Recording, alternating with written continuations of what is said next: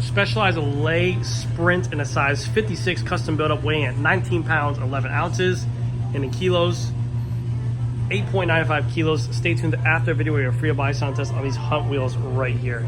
Thank you. Hey everybody, GC Performance here, back with another video, and today I have for you guys this custom build-up of a 2022 Specialized Allez Sprint disc frame set with a group set of Shimano Mechanical 105 and then a pair of Hunt carbon fiber road wheels on this thing. This bike came out extremely nice. In today's video, we're going to be talking about the benefits of buying an Allez Sprint disc frame set, talk about what they did differently from last year's frame set, or actually the previous generation model of the Allez Sprint, and also the value that this customer got out of this build compared to a stock build up on there. So hopefully you guys stick around and enjoy. So first of all, guys, let's talk about what the Specialized Allez Sprint bike is and who it's made for. So this bike was made by Specialized, the first generation, to be an all-out crit race machine where you can get a ton of value in terms of price point of what this bike retails for and in terms of the performance it gives you. The first generation looked like a mix between a Venge, an Allez, a Tarmac, all the bikes together, whereas now this bike, the second generation of the Allez Sprint, now is pretty much an aluminum copy of the Tarmac SL7 frame set. So you're getting all the benefit of the aerodynamics of the bike, all the benefit of the integrated cables on the bike, all the benefit of the Tarmac SL7 geometry, which is very comfortable as well, and an aluminum frame bike, along with their smart welding and also a carbon fiber fork, which is the exact same fork as the Tarmac SL7, for pretty much a fourth of the price. This frame alone retails for $1,700, whereas the Tarmac SL7 S-Works frame set goes for $5,500, and the Pro frame set goes for $3,300. And the idea where this bike came along in is that in crit races, it's a very aggressive race style. People are going for every corner they can get, they're going for every edge they can get. And so if a person is wanting to take that risk to try to go ahead and win that race, they didn't want to have to worry about their carbon fiber bike being laid down or broken or getting involved in a crash or something like that. So this is where the Allez Sprint came into. It's a bike that can propel and excel in that situation, be an aluminum frame, and that way you don't have to worry about a broken frame or something like that if you do go down in that scenario. So you're getting it also at a little bit more of an affordable price, and the aluminum itself is going to be extremely stiff laterally, so whenever you're riding, you're not worrying about any kind of loss of power. You're pressing down, the pedals are going to give you every single watt that you put into them, and the bike's going to do its job on it. So now this year, what they did with the Tarmac with the Allez Sprint to make it like the Tarmac SL7, they add the integrated cables. This is the Tarmac SL7 fork. You get the Tarmac SL7 carbon fiber seat post, and then they add on there the exact same kind of aerofoil shapes on the tubes, and then they add their own E5 smart welding as well. They also made the bottom bracket out of one whole piece of solid alloy, again to construct it to make sure that was a full solid stiff rigid point when going ahead and putting out watts. This Allez Sprint over the current or the first generation Allez Sprint, they said it's 41 seconds faster over 40 kilometers. So a lot of people, whenever I throw these stats out there over the 40 kilometer stat, people always go, oh, 40 seconds, it's not that big of a deal. But when you're speaking in terms of race analytics and race stats, first and second, third place are usually only decided between 1 or 2 seconds. And then there's another thing we always taught people. They would always go, oh, that's not that fast, whatever it is. So then we would sit there and kind of, as a joke, count to 40 seconds. 1, 2, 3, 4, go all the way up to 40 like that. And then you can see the gap when you're talking about racing, how big of a difference that is. So to have this bike compared to the last generation of the Allez Sprint that everyone kind of has that iconic design, that flagship design there, because this has the integrated cables in the front, because they made this a little bit more aero, a little bit more of the Tarmac SL7 geometry, it is more aerodynamic and faster than the older generation of the Allez Sprint. Also, it's the exact same alloy as it was the first generation. Like I said, on the older Allez Sprint, they had the welding marks here, here, and here. What they did on this one, they created this whole down tube shaft right here, all one piece, and left the bottom bracket completely the same. And then they added the seat tube post all the way down, and then the rear stay as well. So they welded these two parts right here. So this is all constructed out of one piece, whereas the last one was boom, boom, and boom. This is all together, so that way it's one solid piece of a smart weld or alloy on there, and it was allowed to be a little bit more stiffer as well.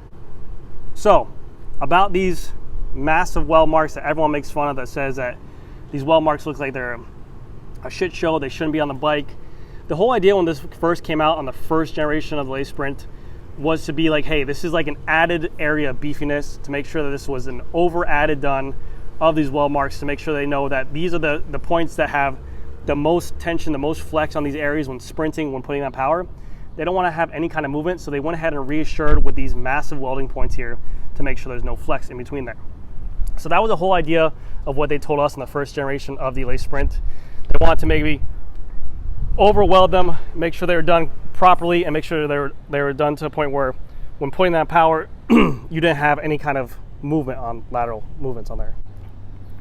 Also, another reason why they kind of did this carbon copy of the bike, so people who ride this bike, maybe they have a Tarmac SL7 now currently, maybe they're crit racers, they had an S-Works, something like that, they didn't want to risk the bike of a $15,000 bike or $14,000 bike, whatever you have for an S-Works bike, or even a pro model bike, but you liked your geometry, you like the fit, you like the feel of your Tarmac SL7.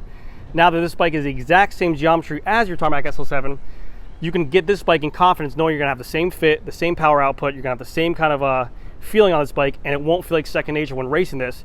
That way you don't have to worry about damaging your top tier SL7 bike as well.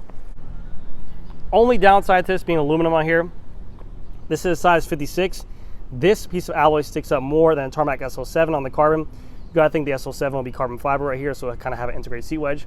So if you did have an SL7 compared to an alloy Allez Sprint, you would have less seat post showing on the Allez Sprint compared to the SL7. Now also in this situation as well with this customer on here had this 3D printed made for the cockpit on here. Because without this, the cables and housing will go internally into here, but it looked much uglier going to here.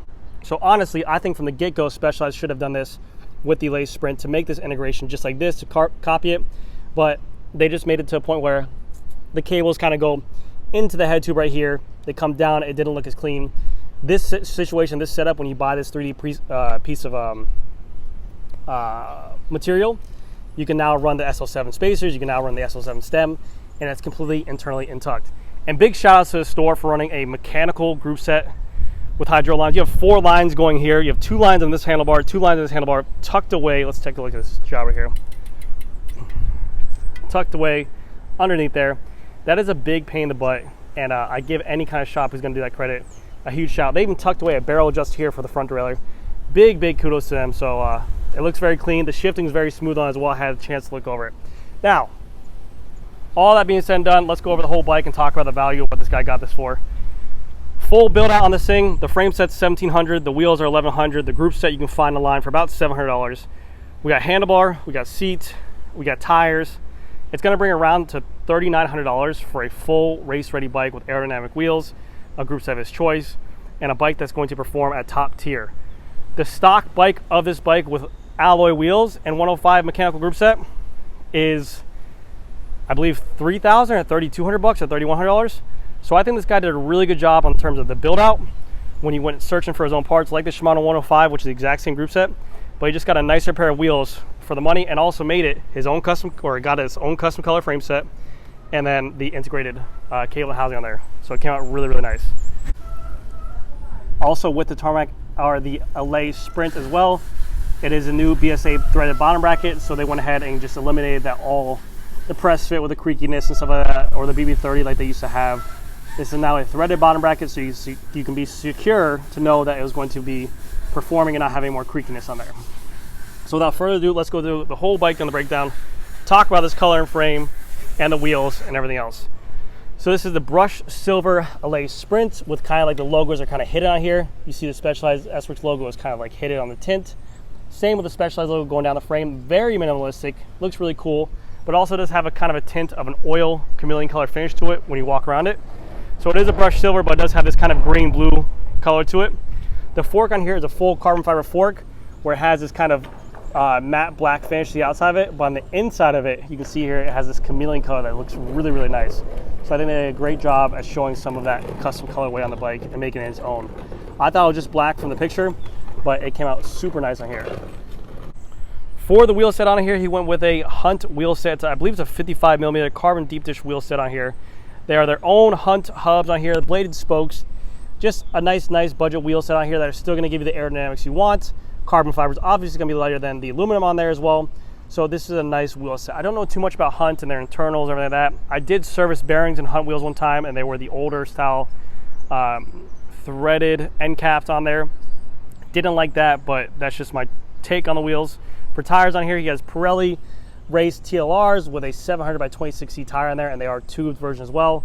We have the 105 hydraulic disc brake on there with a 160mm rotor. And like I said, he has a custom 3D printed mount here to go ahead and allow the cables to run internally on here. We have an S-Works stem, 120mm stem. This is not the stem the bike comes with originally, but it does come with a stem included with the bike frame purchase as well.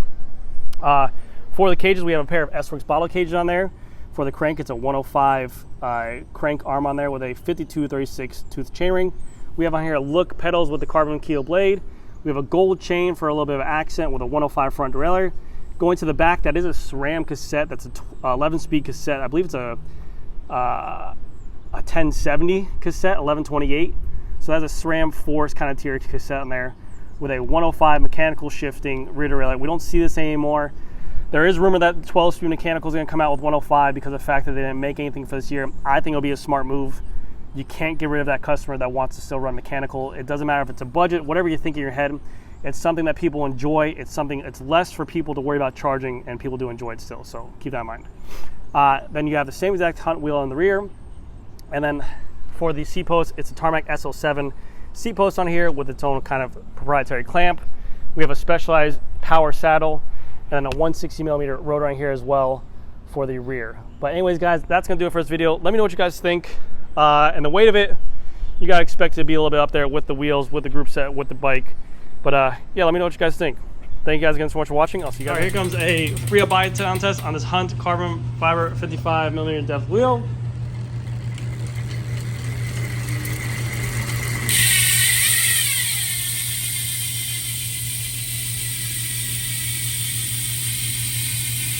Super nice. All right, guys, that's gonna do it for this video. Thank you guys again so much for watching. I'll see you guys next one.